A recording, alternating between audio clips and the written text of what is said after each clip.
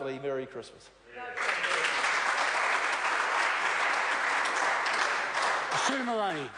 Thank you, Mr Speaker. It's with a great sense of pride that I rise to speak for the first time actually in the adjournment debate in this House. And I'm proud to do that because I do this in my role as the Labour's Chief Whip. And I'm very, very proud to be the Chief Whip of such a fine bunch of men and women who are deeply principled, hard-working and absolutely ambitious for this country. Because what a year we've had. We've had everything thrown at us, and yet we've gone from strength to strength as a caucus, and we finish off this year in great heart. It's been a big year for us, and I think one of the events that was very difficult for our caucus this year was to lose a wonderful colleague in the Honourable Parakura Horomia. Parakura was a big man with a big heart, big mana, and he made a big contribution to our caucus. And therefore he left a big hole. Such a big hole that, in fact, I think that as we have our discussions and our debates and our caucus meetings, you can still imagine what Parakura would say in various debates and issues that we're talking about, such as was his contribution and his impact on our caucus. But after farewelling Parakura and reflecting on all that he meant and all that he had done, and the values that he held dear, we went on to fight and win the by-election in Ikaroa Rāwhiti. And I was very, very thrilled to see Meka Whaitiri join our caucus as a result of that. And of course, they're not any old by-elections, as if there's any such thing as any old by-election. They're all really interesting in their own right.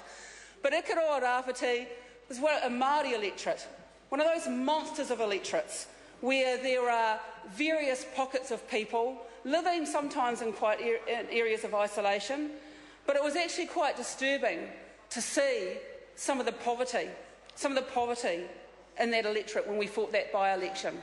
But of course, going out and connecting with people in the by-election was a very exciting thing for us and a wonderful win for us. So that was number one by-election after having lost a dear colleague. Then we had to spend some time campaigning hard against asset sales, against the government selling some of our most valuable assets. And we knew that New Zealanders firmly do not believe in overwhelming numbers in their assets being sold because, sadly, Mr Speaker, we've seen it all before. And in the Labour Party, we've learnt from those past eras, and we now join with the New Zealand public in saying no more selling our state assets. And so we worked hard to gather signatures, and I believe the largest referendum of its kind seen in New Zealand. And Labour was an important part of that, and the Labour caucus was an important part of that. So we've been involved in that. And then we had a leadership contest. And they said it would be a disaster. They said we would rip ourselves apart.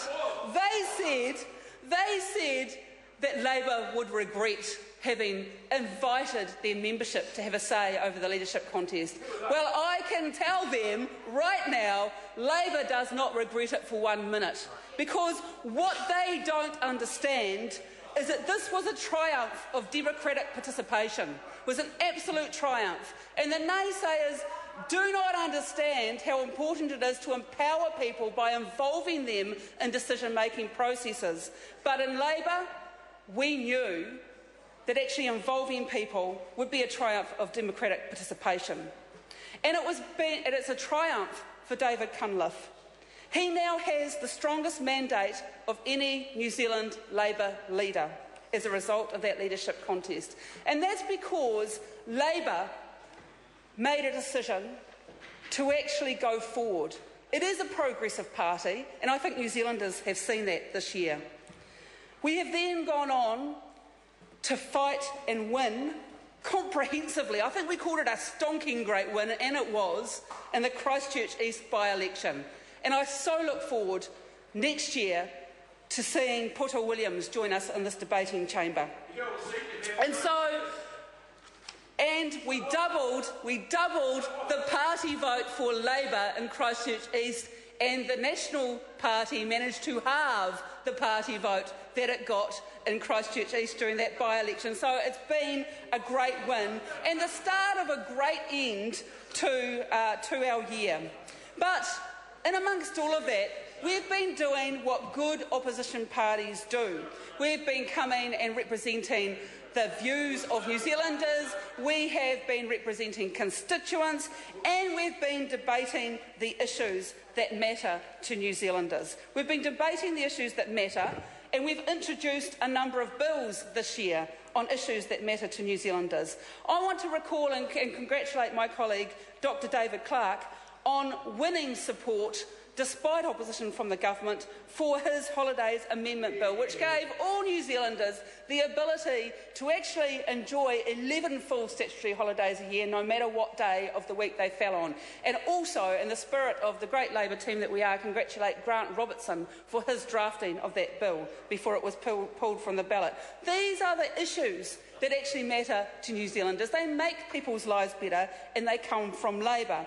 I also want to congratulate my colleague Louisa Wall on her win with the Marriage Definition of Marriage Amendment Bill, the Marriage Equality Bill as it came to be known. Well done, Louisa. Again, Labour making progress on issues that make a real difference to New Zealanders. We've also had debates on, oh gosh, I'm going to come to one of my own bills now, the privacy, and don't we need that? The government voted it down. Unfortunately, this one didn't see past the light of day on the first reading, but Labour brought that debate to this debating chamber to ensure that the Privacy Commissioner could do her job with more tools. We've debated the Care of Children Law Reform Bill, brought forward by Jacinda Ardern. We've debated keeping the dairy industry, Fonterra, safe in New Zealand hands, with a very good bill brought forward by Damien O'Connor. We have debated and brought to the debate in this chamber the Electricity Renewal Preference Amendment Bill from Moana Maki to ensure that we uphold our environmental standards, and we have debated redundancy payments for workers. And isn't that a sad indictment on this government, that despite their track record on thousands of New Zealanders losing their jobs and their incomes, they could not see their way fit to support Labour's bill to ensure that workers had some redundancy pay if they lost their job through no fault of their own. But next year we're going to look forward to even more, because bills introduced by Labour this year that we'll get to debate in the new year, the Education, Food and Schools Bill, the Electoral Amendment Bill. I think sitting beside me Ian Les Galloway will be very pleased about that bill. That's going to make this place a fairer way in which we operate, and it's going to ensure that we don't have the coattailing that currently happens through the electoral process. The Healthy Homes Guarantee Bill, being brought forward by Phil Twyford, that will ensure that we have healthy homes and that rental homes in New Zealand meet minimum standards of heating and insulation. The Land Transport Amendment Bill. Now, the government has picked this up. They think that Labour's done such a good job on this. They want to pick up our idea and have turned it into a government bill, but we're watching. We've still got it sitting there on the order paper should the government not live up to our expectations on it. We're going to be debating, because Labour will bring it to the debating chamber, the Overseas Investment Rural Land Amendment Bill and the Underground Coal Mining Safety Bill. So, Mr Speaker, Labour has had a lot on its plate this year, and we have taken up with great gusto. We have ended the year in a stronger position than what we started, and the strength will continue to go forward. Can I take just my final minute to wish everyone in this complex a very Merry Christmas? I want to particularly start by thanking our staff, the Labour staff, because we could not have done any of this without their support and their valuable and committed input to that. I want to thank, on behalf of the Labour Party, all of the staff that make this complex work, the messengers, the security guards, the library staff, the cleaners, the gardeners, all of the many people, the caterers, the many people who make this place tick in the way it does. And finally, Mr Speaker, can I wish you and the staff of the Office of the Clerk a very Merry Christmas. We're very much looking forward to 2014. Bring it on. Denise Roach, a 5-minute call. Thank you, Mr Speaker. This time of year is frequently referred to